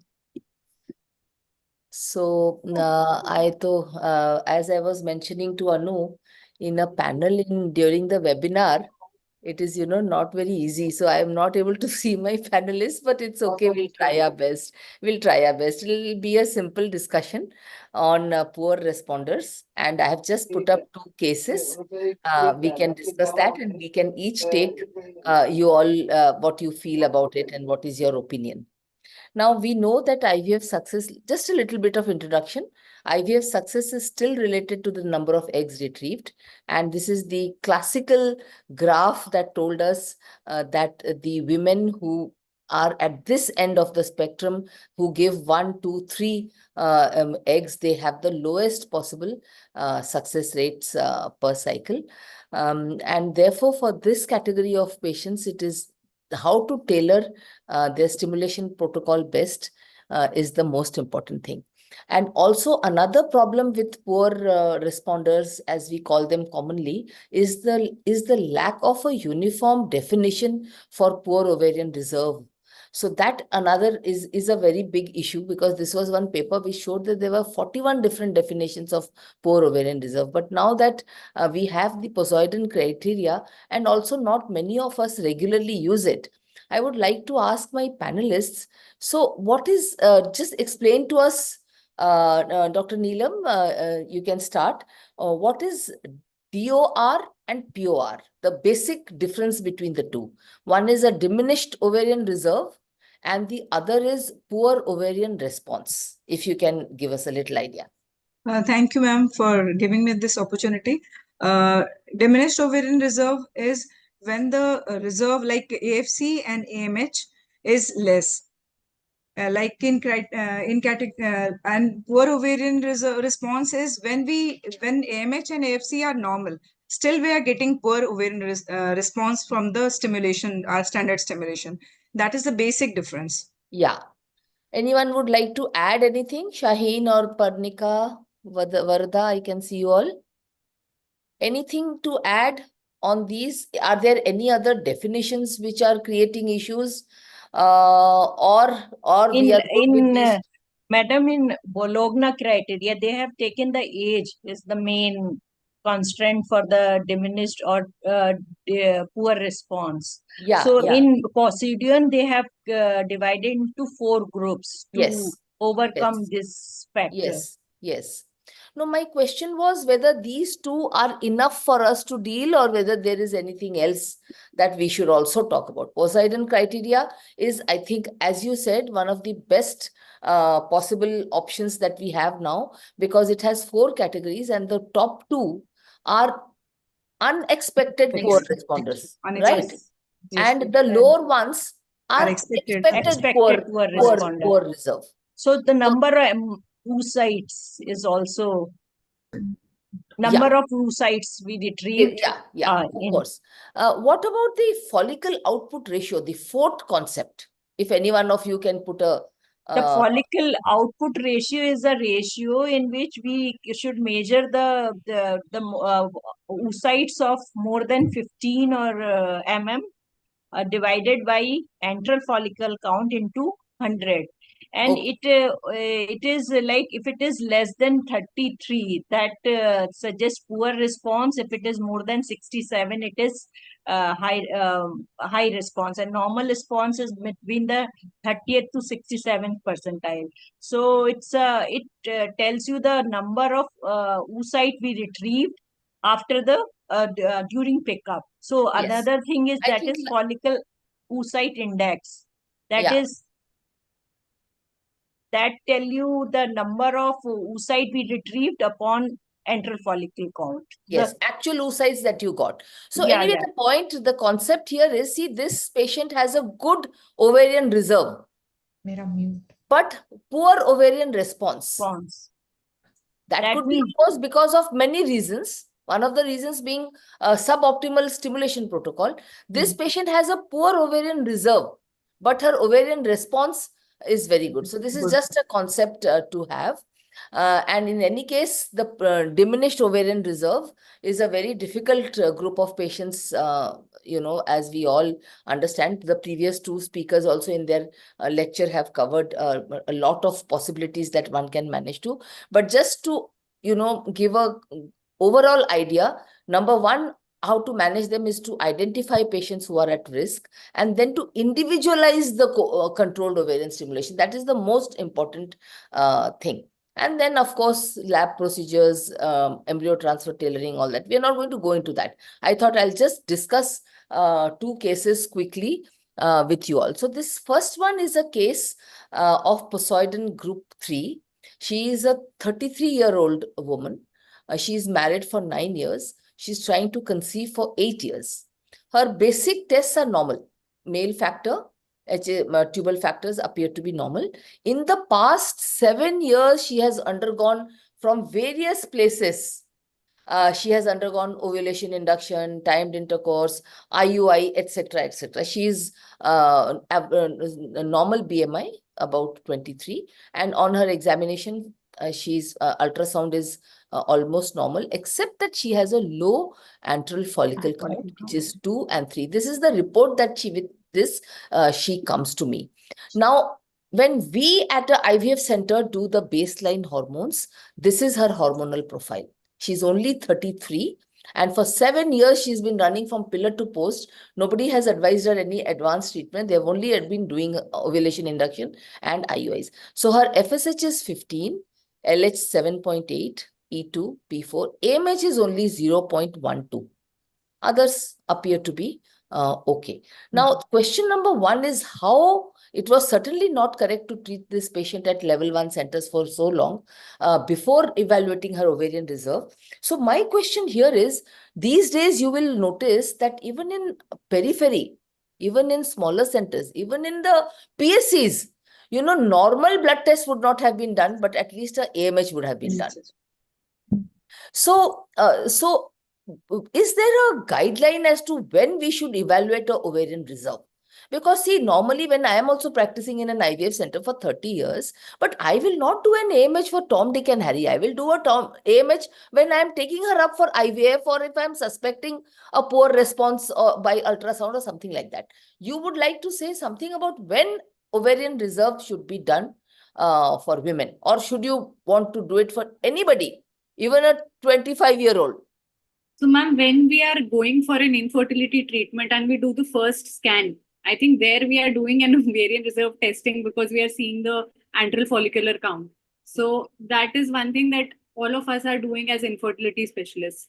As per the AMH and as per clinicians who are at level 1 centers who are not doing their own scans, if the patient is already trying for a year or more and she has not responded to any of the standard or oral ovulogens or anything, then we must go for a lab testing for those patients.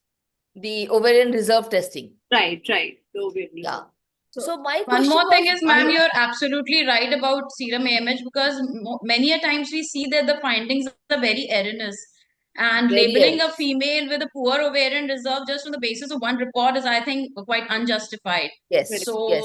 this is what usually happens when the patient comes to us like she's in a state of anxiety just on basis of, and then we scan her and her AFC is quite well. So I would say that you all feel that there is no need for doing a ovarian reserve testing very early because the ultrasound is going to give us a lot of information. Yes. Right? That should be good enough. Lata ma'am, I wanted to ask one doubt. Yeah, Monica. Monica here. Madam, you have labeled this patient as Poseidon 3. Expected young poor responder. So she has not had any previous IVF cycle. No IVF cycles. For 7 years, she was roaming But her around. AFC and AMH is low. So But AMH criteria, by that it is low. still, I think Poseidon 3 requires one at least bad cycle. No, That is 1 and 2. That is 1 and 2. That is 1 and 2. Acha, now let's get back to this patient. Now that you know this is her criteria, what is your advice? Would you like to go away straight for donor oocyte? No, ma'am. And this, because she's a young particular patient. She's a young Any one patient. of our panelists saying yes? No. Ma'am, I would directly go a for detailed IVF. counseling is needed in this particular case, and we have to see the financial condition of the patient as well, because sometimes we have to explain that there might be chances that when the stimulation is done, we might not get any oocyte, or there are chances that we even if we get the oocyte, there won't be any oocyte embryo formation in such case. So Namrata has taken the easy way out by saying that she will give the no, ma'am. I will counsel the patient and I will tell you go for the stimulation, but I'll also tell the cons that sometimes there are chances that you won't get any oocyte, like you won't. Sometimes the embryo won't be formed because, ma'am, in Varanasi, in our setup, we get all sorts of patients, and sometimes they just say to us, ma'am, why you did not tell me this thing that we won't get any embryos? I would not have opted for this treatment. So, ma'am, it's a very case-based scenario. We have to counsel. Actually, also this know is that ma'am, may I add Also, it is an something? unexplained Go on. infertility, so her success rate might be low, ma'am. Because that's an unexplained infertility. They have been married for 8 years, 7 years of ovulogens and everything. One IUI has been given. So sometimes what we see that genetically they're not compatible. So Namrata is right in saying that we have to counsel her for both the things. But its last wish is hers. But we have to tell her the cost is going to be But I like just there. want to bring to your notice here, I mean, correct me if I'm And wrong. ma'am, FSH is also 15. In this 15.7. particular FSH is also category, 15. Even though if there it are is chances 15, that I think she's just 33 years. We should give a try. And in some, like I am working in medical college, even 0.3, 0.03, I am giving a try because So that most is of what I our wanted patient. to, that's what I wanted to bring to your notice, that AMH is not an indicator of pregnancy or not, of success. It is an indicator of how much ovarian reserve is left. If she is young, one oocyte can give you a pregnancy. I mean, Yeah, it's a 4 oocytes which is needed for but this one is a eukaryote difficult of- question. This is a difficult question. 33-year-old female usually, what we have seen is not very receptive about the donor plan. Yeah. So my decision would be more dependent on her financial ability. If she is ready to shell out now, Namrata, then I think we'll give her a fair chance of induction using Absolutely. recombinant So, FSH. Namrata, now you are in And trouble LH. because the patient insists on using her own eggs. Yeah. She does not want oocyte donation under any circumstances. And then she decides to take up IVF. Now, my question to each one of you quickly, just the protocol. What stimulation protocol would you use in this patient? Quickly. Varada, what would you use? Antagonist? Ma'am, I think I would give her some kind of a pre-treatment, some CoQ4. No, that's done. For at That's least done. Yes, you give her 6 some. weeks. Yes. And then followed by, I'll maybe go in you'll for give an antac DHEA also. protocol. DHEA also. Yeah, DHA I will give and some CoQ4. I will pre-treatment give as her. well. And then I will do the routine investigations, everything which you've done. Yeah, and, that is done. What about the and protocol? routine hemogram, Antac. everything. And then I think I'll go straight away with an antac protocol, starting with a good dose of recombinant FSH, around 300 IU. And So that's you it. would go with a regular Conventional antac protocol. Madam, Yeah, I'll go with an antac protocol. Oh, ma'am, Another option which we have in this case is a mild stimulation protocol followed by a fresh transfer, or an antac protocol with a freeze option. Okay. And we have to see at her Anybody AFC. would like to say something else? Ma'am, I like to see her an AFC. antac protocol with a dual trigger also. Dual trigger. Yes, that's a good point. Neelam, Dr. Neelam? Ma'am, I'll see her AFC. What is the pool like? AFC If the was pool 2 is and 2. ma'am, like uska size difference is, what is the size difference? Like if one is very big and 2 are very small, so we have to Yeah, you synchronize synchronize the cycle using synchronize the giving cycle her to get a estrogen better or outcome. How will So, you synchronize? Ma'am, I I give would like- agonist cycles in poor responders. Okay, So that's I also would The like dose to of give- and I use HMG Yes, right and from I the think beginning. Neelam, you're absolutely right. Slowly, even people have started understanding that even poor, because there was a time when we used to think poor responder, no chance of agonist. Yeah. Because it's going to downregulate, you'll need a higher dose, you'll get less oocytes. But yes, that is changing. You can do the, the short Ma'am, protocol. luteal phase, we can do luteal phase start and then. Luteal phase progesterone, luteal phase estrogen can be given. Ma'am, estrogen doesn't work in my Pre-treatment hand. It with doesn't work, also ma'am. can be done. For Okay. I think What about estrogen, the we should androgens? start What with about the the estrogen. androgens and AECP regimen, in which you give the androgens and you give the estrogens and then you start with the antagonist? Actually, the transport trial, there is no evidence of giving androgens. It is not very much Young patient, effective. no, ma'am, And androgen I we do. should not wait, I think, waste the time of 3 months like for DHEA, or 60 days for testosterone gel, or 21 days. I think we should take her for stimulation, and we should just to synchronize. Either we should go for long agonist protocol, or we should go for estrogen primed antac protocol. Ma'am, sometimes CC given in previous CC cycle with for the- 12 to 18 days also works very good. So Like, just don't give her for 21 days, with just short 12 or 15 days of CC. Will synchronize her oocytes and then start stimulation. I do, ma'am, LH on the day 2, LH and E2. So if it is very low, we start HMG right from the beginning. If it is proper, we give REC You FSH. don't do an and then- FSH on day 2, no? Yeah. Do you LH do and FSH? LH.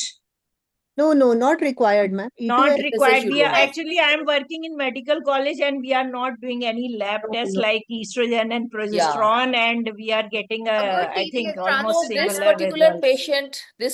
patient. If Madam, you you don't can find if you don't test for find at least good progesterone. follicles on day 7 of the cycle, then you can add LH. So this is one of the recommendation which I had seen, Yeah, but but adding going in LH, for we a actually Adding give LH is HMG, so very that's costly. I am yeah. No, No, don't no, add not LH. LH HMG like can that. be added. Nobody is adding. Yeah. I think the adding HMG could be more than HMG enough is, yeah, more than. to add for. So anyway, I think you people have covered almost all agonist, antagonist, natural cycle, minimal slow. All these are options. Adjuvants, I think most of us would like to go in for DHEA and co-Qs and all that, at least for some. But then yes, absolutely, the evidence is not there supporting any one of them other than growth hormone. I personally have never used growth hormone. It's pretty expensive, not available in my side, and we don't use it so much. Any one of you have any experience with growth hormone? Yes, Ma'am, when yes, ma'am. I When I use was growth working with hormone. Dr. Rita Bakshi, ma'am, we used to use a lot Yeah. of growth hormone in these poor responder patients. And Okay. yes, so ma'am, it has worked wonders. But Yeah, yeah. we could only use it for patients who could afford it. No, it Yeah, doesn't yeah. do any wonders, madam. It doesn't do any wonders. The only thing is growth hormone is given to those patients who can afford it. And nowadays there's Right. a brand which is affordable. Yeah. Now So I just said that is one option which the evidence, I mean, the literature, if you actually look at it, shows that it might help. Others don't have much support, but I think most of us will give DHEA for a couple of months. But again, DHEA has to be given for at least 3-4 months for it to have any kind of benefit, if at all. But If you at all. time, But no? you know, earlier we used to use a lot of microdose flare. I used to use a lot of micro. Now, of course, everything has become antagonist, but I used to use a lot of microdose, ultra short protocols, short agonist protocols. All these were also used quite a bit, you know. Agonist you give and then you stop it when they get periods, and then you use antagonist 2-3 doses also. Those combinations are also used. It is done a lot. So anyway, what I did, this is an old case. So what we normally I did used to do a lot of short protocols that time. I don't know whether you people use it these days or not. In the first cycle, she gave only one M2, and that was a grade 2, grade B 8-cell embryo, and she was not pregnant. Now, problem with this patient is that she has a high day 2 FSH and low AMH. So is there anything that you would like to suggest to, like one of you said about down regulating? Is there any other choice? Because this was an old case at that time. What actually I have done it, let me let me tell you. So what we had given was OC pills to get her periods, and whichever cycle the FSH or the antral follicles were good, at least 3 or 4, those are the cycles that was targeted. That can be used. That strategy is good, madam. You use So cycle. you know, I don't rely on FSH these days anymore. But for the poor responders, we also know the antral follicle count can vary from different cycles to different cycles. There are waves of folliculogenesis actually. Yeah. It's So supposing one cycle, when I see it's really bad, 1 or 2 only I can see, I sometimes wait. Let's see the next cycle, maybe you will have more antral follicles. And then if you get 3 or 4, maybe you'll find 4 or 5 the next cycle. So 3 or 4 the next cycle. Yeah, so, you know, this is also a good strategy that you can target day 2, the months in which she has better antral follicles. And in the second cycle, second cycle, I think, no, multiple times we had to give her weight and then do for her. But in the second cycle with an ICSI antagonist and letrozole. So this was a letrozole and FSH cycle, and she did get pregnant. She again got 4 M2s, 3 fertilized and cleaved. On day 3, embryo transfer was done of a 12 grade 1 embryo. There were 3 or 4 embryos, and 2 embryo transfers were done. She was pregnant and delivered. So this was how do you use the letrozole? Because sometimes I've seen I use the letrozole and it selects the follicles. The only 1 or 2 start growing very fast out of the cohort because of the high dose of letrozole.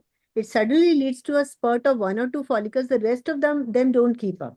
So means what is your dose of letrozole? When you combine it, yes, ma'am. How do you this thing with gonadotrophins, usually you will get. Ma'am, what is the dose? You use 5 mg OD or 7.5 mg OD, or No, how no, do you? 5 milligrams. Ma'am, we Five. start HMG from the start with letrozole. Yeah. Yeah. You can scatter also, ma'am. You can start HMG a little late also. Day You 3. can, You can. but you can, and usually I give a androgen gel 15 days before her expected period. So I think we've covered all this. We've testosterone gel, DHEA, recombinant LH. So I think we can skip all this. And then this was another one which we had discussed, estradiol in luteal phase, but many of you did not like this protocol, right? No, madam, there is one. With antagonist, it works. This is something which is very good because this Yeah, also I'm using it. Good with antagonist. synchronizes the follicles. Yes. Dr. Yeah, Neelam, it's I around, think, you said give that she 4 likes to do that. milligrams, 4 milligrams for 5 days. It And can really help also, produce you a know, good cohort. Day 21. also to give antagonist.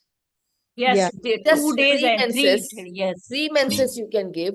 You can also give post menses, day 1, day 2, day 3. Day 3, So these are various strategies in which we can get a coordinated cohort of whatever follicles are there. So this is the one which I was talking about. Agonist, antagonist conversion protocol. This is supposed to be, there are quite a few colleagues that I know who like to do this. So oral pill you give, and then you start an agonist like the usual way we used to start, then stop it when they get their cycle, then start with FSH, and then add a HMG also later, and antagonist when required. So this is also conversion protocol. In this protocol, estrogen is given for a couple of days just before her expected cycle. Acha, now one more case I have. Quickly we can discuss. We will continue with the antag. Pardon me? Would you like to continue with the antag? Like in this, you have shown that slide. This antagonist is started on the day 2 of the cycle. Yeah. Before FSH. And Before it is FSH. continued. It is. It's at a, yeah. I don't use this protocol. This is just, I have taken it from somewhere. But antagonist, you can add any type. Like in this protocol, I think they have continued. They have continued. Yes. So they have continued. So I think the dose of gonadotropin will be very high. Yeah. Will be very high.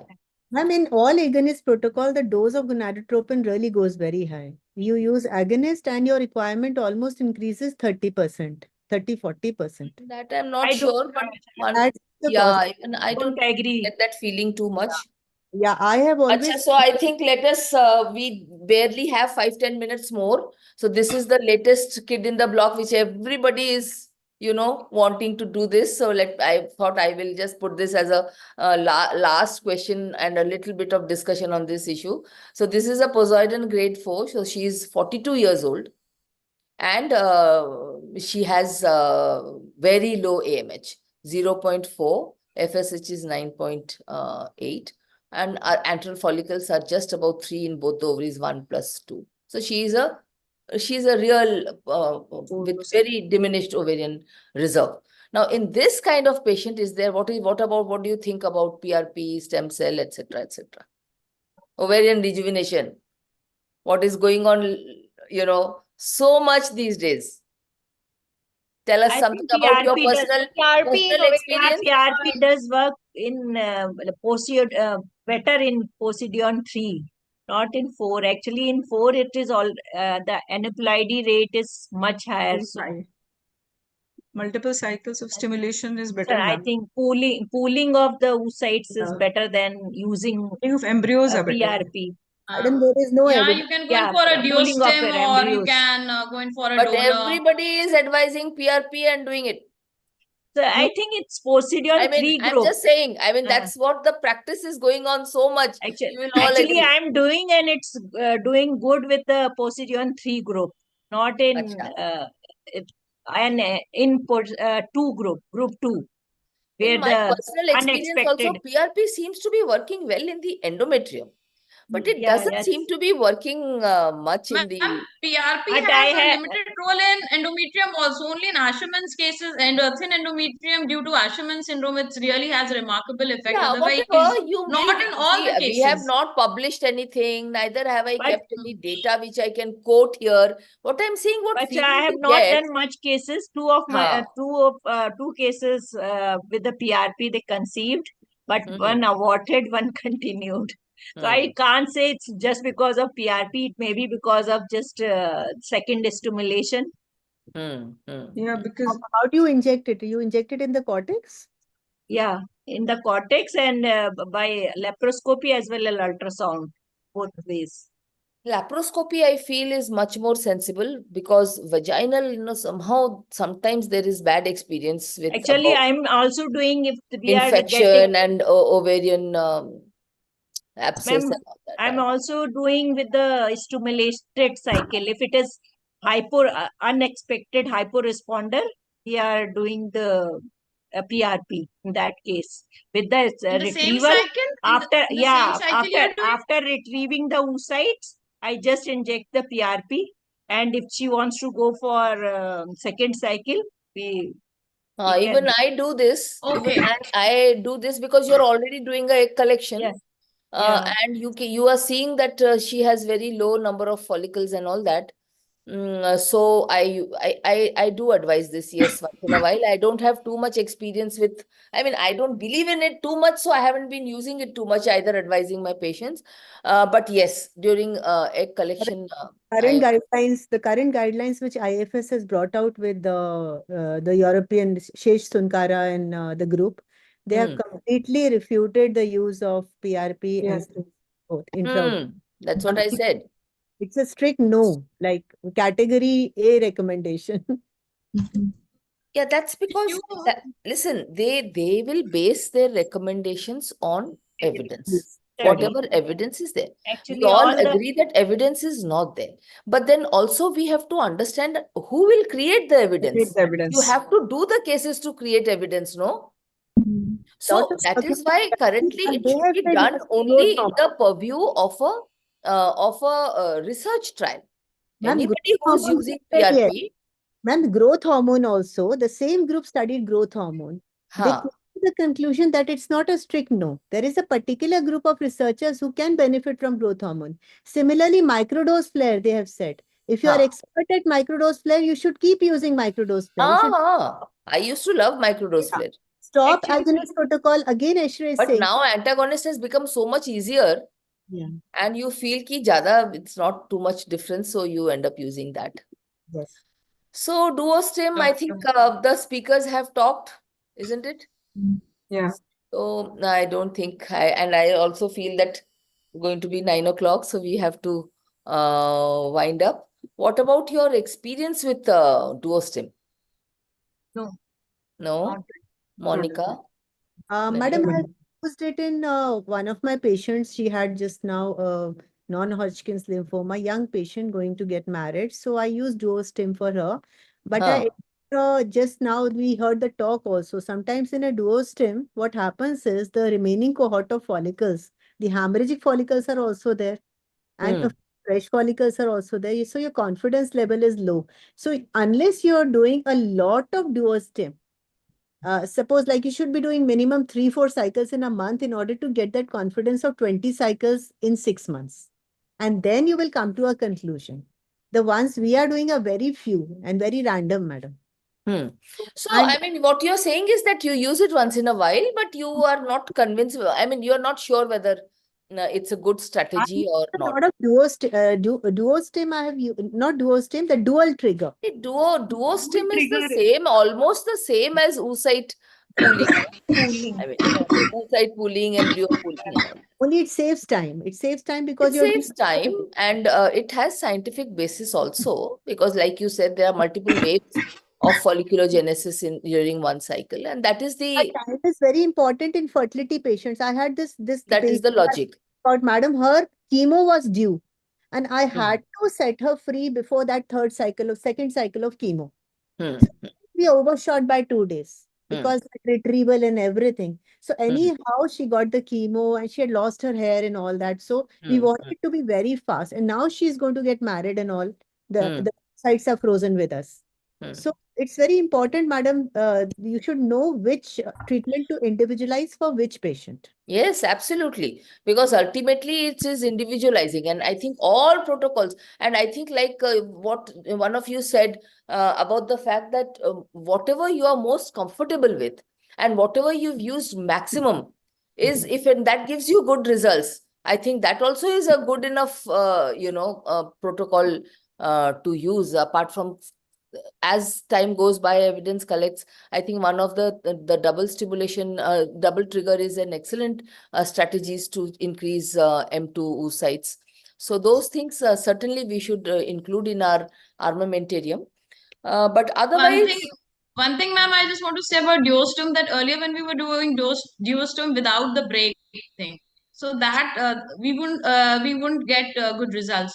But then when we started giving that 4 days break with meprate or progesterone, then I think the cycles improved, the cohort, the yield improved in the luteal phase. so you I give think a break we're of doing 4 that. days, is it? That 4 day break, you think, ma'am? You Earlier when you used to just continue the stimulation. No, you after giving the trigger and doing the pickup after 3 days or so, 2 or 3 days again start stimulation. That is what we do. The break should be less than 4 days. The gap should be less than 4 to 5 days. Yeah. So I guess we are at the end of our discussion. It's always a little difficult to do a panel on the, in a webinar. So I hope Anu is happy with whatever we discussed. Anu, thank you very much. Thank you very much for this wonderful session. This is a wonderful panel discussion, madam. I was hearing, and everybody gave their best inputs. Great discussions. So these are the patients Congratulations to now we you and normally Anu encounter and in our all. OPD. Yeah. So, thank you so much Thank to you. your panelists. Thank you, ma'am. Thank you, Dr. Thank you very It's wonderful. Thank you, Dr. Anu. Thank you, Kanchan ma'am. Thank you, Anu ma'am. Thank you, ma'am. Thank you. Dr. Anu. Arni ma'am, good night, ma'am. Thank you. Thank you, Anu ma'am. Thank you for Bye-bye. Good night. Thanks a lot. Dr. Manish, are you here? Yeah, ma'am, I'm there. If okay, can I give a thank you note if that's okay, ma'am? Sure. Sure. So I would like to, on behalf of Universal NutriScience, to express our sincere and heartfelt thank you to our President of ISAR, Dr. Amit Patki sir, for guiding us and making this vision and the webinar a great success. To our Secretary, Dr. Asha Bakshi ma'am, and obviously Dr. Anu Agarwal, who has been a fabulous convener along with Dr. Festy Lewis in helping us with this webinar. Speaker Dr. Santosh Gupta, Chairperson Dr. Anshu Jindal, Dr. Taneja, Dr. Dagar, Dr. Rita Bakshi, Dr. Neelam Ori, Dr. Kanchan Sharma, Dr. Sunita Arora for their wisdom and direction. Dr. Sujata Kar for steering the course with grace, panelists Dr. Shaheen Anjum, Dr. Neelam Mishra, Dr. Arora, Dr. Achal Garg, and also Dr. Sonali Gupta and Dr. Namrata and Dr. Pranika Agarwal for their invaluable contribution. And also would like to express sincere thanks to every participant. We had more than 100 and nearly 500 logins for this webinar, and every contributor, including our UNS members, that is Vikas, who has worked tirelessly behind the screen, helping the speakers also, and also Nakul, who has been working hard, and the entire UNS team. Thank you for all your efforts, your time, and your care. Together, we have advanced in a way. With gratitude, we cherish every moment and insight. So again, a warm thank you from UNS, and thank you, and looking forward to our next webinar, which is a monthly webinar, same day of the month. Yeah. Thank you, NutriScience. Thank you. Thank you. Thank you so much. Thank Bye-bye. you, Good Anu. night, Anu. Anu. Thank you, Anu, and everyone. Good night. Good Was night. a wonderful Thank you. panel Good night, and everyone. program Thank you very evaluation. much. Thank you, everyone. Thank you. Good Bye-bye. night. Bye-bye. Bye. And thank you to our technical host also, the webinar host team also. Thank you. Thank you. Thank you, Thank you. Nutri Sciences, and congratulations, Dr. Sujata Kar, our Vice President. It was Yeah, wonderful moderation. I request Dr. Nirav, please no, stop the recording. Dr. Anu, ma'am, thanks a lot for all your support and help. It's been a tireless effort from your end, ma'am. A lot of support in helping us coordinate this, ma'am. Thank you, Manish. Thank you, Nakul. Thank you, platform, everyone. Thanks Thank a you, lot. Anu. Thank you. Good night. Thank you. Thank you. Nakul, Dr. Manish, and everybody. Monica left. Yes.